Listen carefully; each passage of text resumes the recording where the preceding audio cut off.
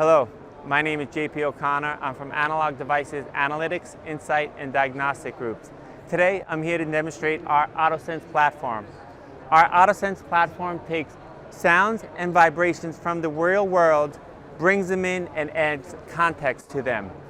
Let's take a look at our AutoSense Development Kit, our ODK. Behind me is the dashboard. Okay, the dashboard displays this, takes the sounds that are coming in, categorizes them, lets you know, where do they stand with regards to, normal operation, as well as, how fast and when they've been updated, okay? So right now, we're in the off position. We're simulating sounds from the real world using a speaker up in our turbine, okay?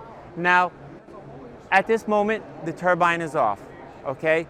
When we take in the sounds, we're able to categorize them into groups. We do this by using 34 feature vectors, such as kurtosis, RMS, etc.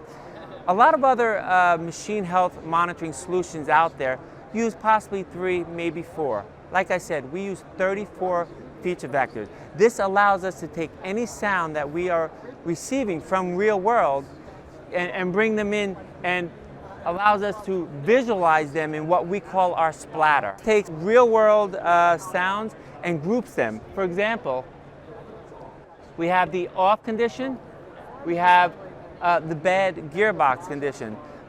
These 34 feature vectors allows us to expand beyond just machine health. So once we have our models, or once we have our events tagged, as we say, we're able to create models from that. And we take those models and we download those models down to our edge device. What this allows us to take these sounds that are coming from real world and on our edge device, easily compute and determine what are those sounds. Are they normal? Are they bad gearbox? What are those sounds, and should we do something about it? So the edge device will send up to the cloud the actual answer to this device. Now, once we create our splatters, those detection models that we created are able to be sent down to the device, and as you can see here, this shows 6 different events, such as bad gearbox, bad bearing, on, good turbine, okay? And this shows you the categories and how they are cleanly, using our 34 feature vectors, they are cleanly categorized, okay? Now, in addition to handling or categorizing the data that's coming in, as I mentioned earlier, we have the ability to look at our outliers. Our outliers are things that vary from normal operation. So we consider a good turbine as it's running normal, okay? And maybe we'll have a score below 2.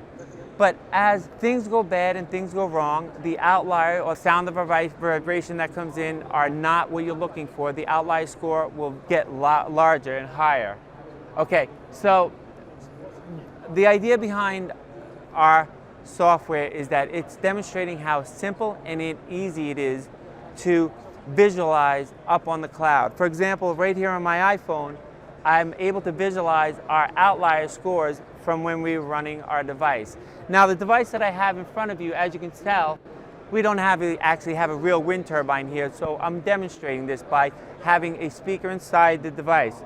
Right now, if we go ahead, and as you can hear, that's actually the sound of a good turbine.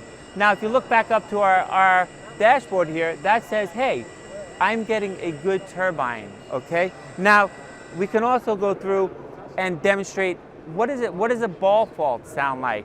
Well, this is a ball fault. But now, as you can tell, if you look at that outlier score, the outlier score is jumping all over the place. That's because that is outside the norm, outside what we're expecting.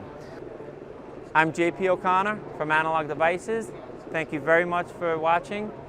For more information, go to www.analog.com.